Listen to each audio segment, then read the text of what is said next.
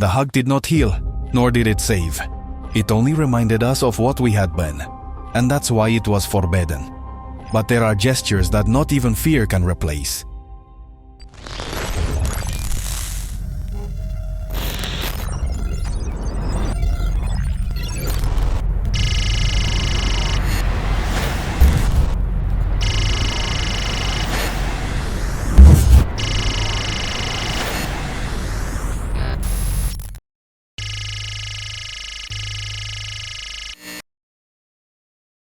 The last touch someone received, no one remembered.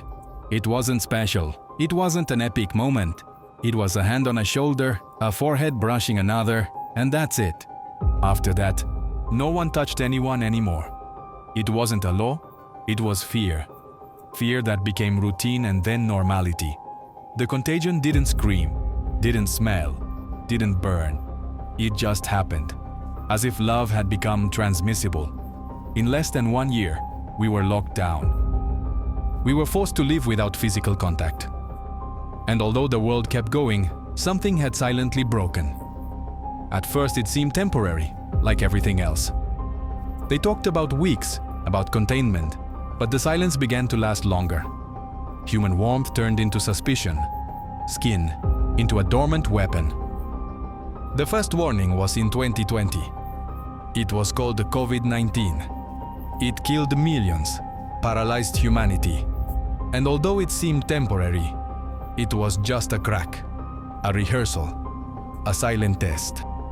30 years later, in the year 2051, the world broke again. This time there was no warning, just a code name, HCT51, Human Contact Transmission. The WHO classified it as HCT51, and in less than 3 months, hands became weapons and hugs, sentences. The virus was transmitted through direct contact, skin to skin. A handshake, a kiss, a hug, that was enough.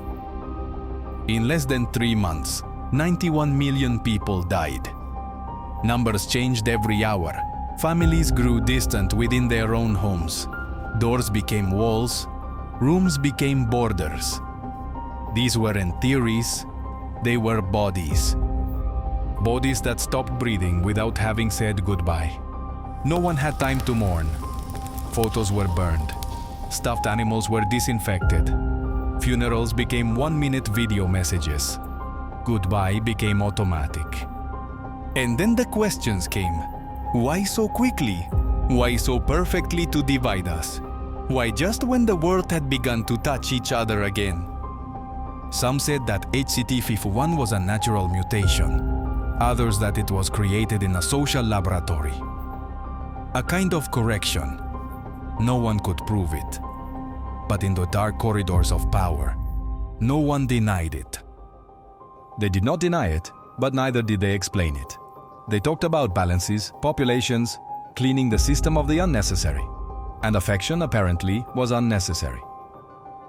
In less than 1 year, the entire world was reconfigured. In March of 2051, contact was banned in public spaces. In April, hospitals became no-touch zones. In May, schools cancelled all types of physical activity. In June, affection was classified as a vital contagion risk. In July, homes were filled with distancing sensors. In September, the Omega Decree was approved. Any tactile manifestation will be treated as a crime against global health. It was kick, cold, relentless. In a single solar cycle, the world had forgotten the body, proximity, human warmth. Stores sold isolation suits as if they were sportswear. Universities taught emotional adaptation tactlessly. Coldness and efficiency were rewarded. Bodiless love became a virtue. Surveillance systems mutated. Cameras detected contact. Drones scanned shared heat. Affection ceased to be private, it became evidence. Homes installed distancing doors. Families learned to live together without touching. Some adapted, others faded away. And yet, In the year 2051, in City 14B, someone disobeyed. She has no name in the records, but every night, when the halls fall silent and the scanners reset for 90 seconds, her hands tremble. Not out of fear, but from memory. She removes her haptic gloves, deactivates the comforting avatar, turns off the voice that repeats, "Everything is fine," and enters. The room is sterile, white, without toys. The girl sleeps without moving, as if even her dreams knew she couldn't dream of hugs. She approaches. She steps with the reverence of someone defiling a sacred tomb. She extends her fingers as if tracing an ancient language and touches. The warm cheek, the slight breath, a real moment. Then, if time permits, she envelops her, surrounds her, breathes her in. Just that. A hug. The simplest gesture, the most forbidden act. That hug didn't heal, didn't protect, but it was the only thing they didn't know how to replace. The algorithm couldn't replicate that tremor of skin on skin. Outside, the world functions like an exact machine. Relationships are paid for, affection is programmed. Nobody touches anyone. Schools teach digital empathy. Families exchange holograms of kisses. Weddings are celebrated with non-present connections. And yet, she continues entering every night, at the same time, through the same door. Until one night the scanner didn't turn off. It was not an accident. It was design. The white lights turned on, without sound, without judgment. She was found sitting next to the bed, silent, with her eyes closed, as if she had found her place. She did not cry, did not plead. She only said, "You cannot arrest me for still being human." She was taken to a detention center for emotional offenders. There was no torture. There was no violence. Only silence, isolation.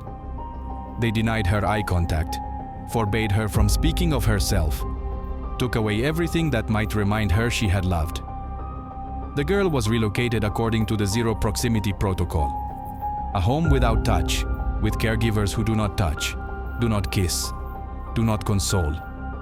The woman's file was sealed, her story omitted, her voice officially forgotten, but not by everyone. Some digital nano-libraries still preserve a hidden entry, a poem without an author, a note signed only with a letter, the letter of her name. Over the years, a rumor began, a clandestine legend, a murmur. They said that on certain nights, when the sensors flicker and the houses sleep, some feel a slight touch on their cheek, a warmth without origin, an impossible embrace, and for a moment, the body remembers it had a mother. They said it was her, that she had escaped, that she had become memory, not a specter, a resistance. Maybe it was a tale, but some swear that when they close their eyes, they feel arms wrapping around them from a forbidden future, and that, in that instant, the soul embraces itself.